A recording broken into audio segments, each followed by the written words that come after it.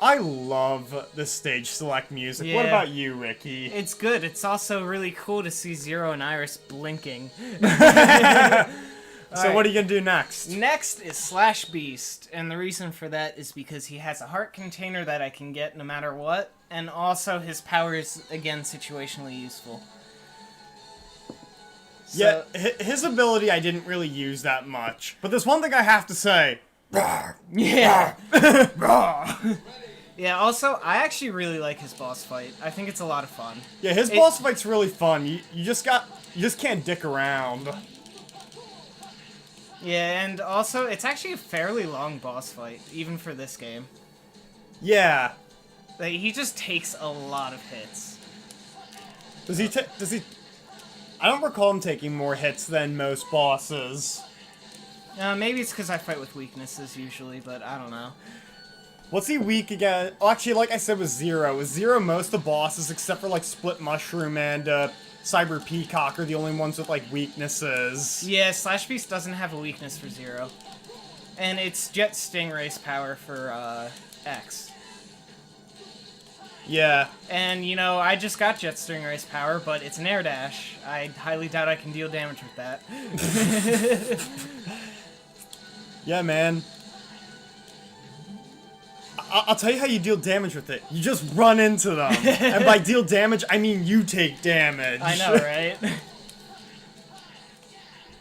I also really like the idea of this level, that you're like on a train and just destroying everything on the train. I saw this level on a list on GameFAQs, actually, for like top 10 train levels in games. And thank God the train level from GoldenEye was not on that list. Because that level is like a poorly made Time Crisis level. That's probably like one of the only levels in GoldenEye I actually hate. Yeah, for this mini-boss, you want to hop onto the platform as fast as possible, and try not to take out the top spike. Yeah, the key.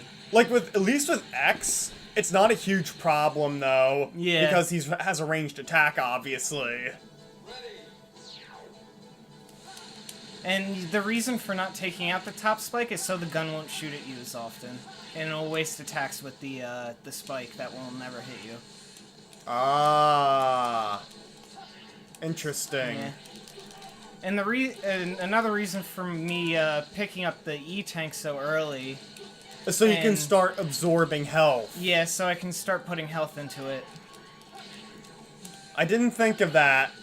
But then again, I beat this game as Zero without E-Tanks. Yeah, stop rubbing mid. Heck, I may not even use an E-Tank in this playthrough. I did, however, get the weapon restoring tank. What do you call that again? The weapon tank? Yeah, I got a weapon tank, but of course that's like useless for Zero. Yeah.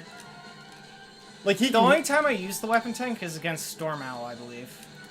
Because Storm Owl's weak against Cyber Peacock in all cases. I didn't know that till after I beat the game, actually. Yeah. And I beat Storm Owl, like, without using Cyber Peacock's ability. And speaking of Cyber Peacock, he is such a tool, dude. Yeah. Because, like, you need... It's like... I'm sure somebody's done it. But...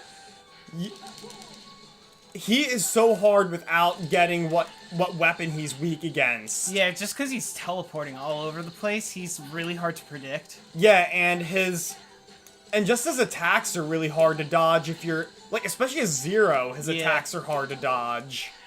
Yeah, because the lock-on stuff just doesn't miss. And one of the things that... Actually, I've dodged a couple of his missiles, like his homing attacks, but they're extremely hard to dodge, like you said. And, But yeah, I'm sure somebody has beaten him without Magma Dragoon's ability as Zero. Like I said, he's even harder to beat as Zero because all of his attacks are close range. Yeah, seriously, and you just need Magma Dragoon to beat him. In X's case, he's even harder because with Split Mushroom's ability that you need to beat him, you have to hit him twice with one shot, which is really hard to do. Yeah, this guy's lots of fun. Yeah, one of the nice parts about this boss battle is it just feels very involved. Yeah, and also, this is one of the few bosses in any Mega Man game that works with you. Actually, did you notice that, like, his flip kick attack is supposed... What that was really bizarre. Did you catch that? No, what happened? He just almost did it again. He keeps roaring, and he won't stop. What's up with that? I don't know. But anyways, that backflip kick he does where he throws projectiles, yeah. Did you know that's supposed to be based, or at least from my observation, I think it's based off one of Guile's super combo attacks in Street Fighter, because Guile does a kick exactly like that. Yeah. Another, Did not know that. Another Street Fighter reference in the same game, huh? Yeah. Considering Magma Dragoon is just a purely explicit Street Fighter reference of pretty much Akuma and all the Ryu clones. Yeah, Jet Stingray's power comes in handy during this fight because you can just dash over him. Yeah, well, it's really easy to do. Well, I know with like Jet Stingray's ability, when I was playing as X, he just trips right over when you hit him. Yeah.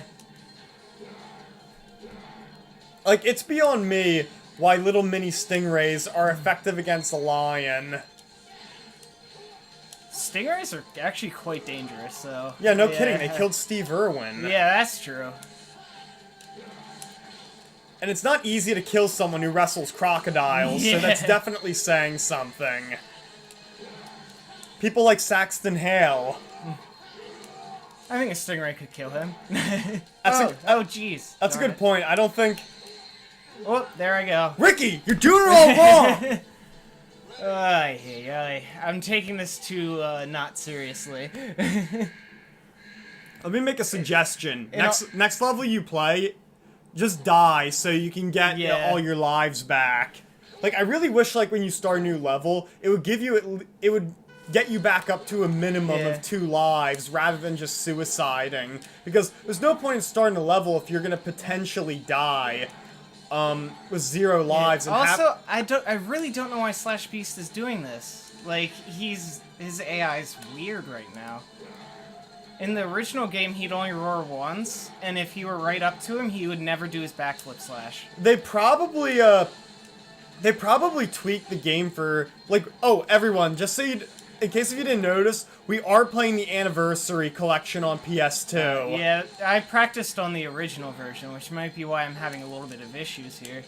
Yeah, because I didn't notice it, because the only Mega Man game where I've played the original copy is Mega Man X. The first one, X1. But all the other ones, I've only played them on the Anniversary Collection, because heck, unless if you're a huge Mega Man fan, why would you buy every single Mega Man game when, like, they're all very similar?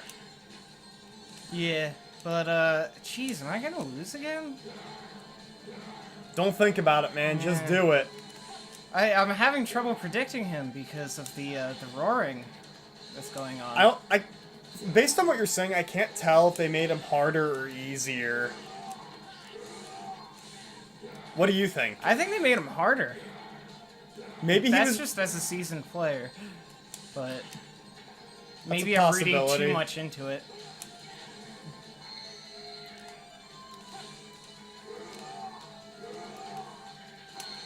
Dang it. Should have seen that one coming.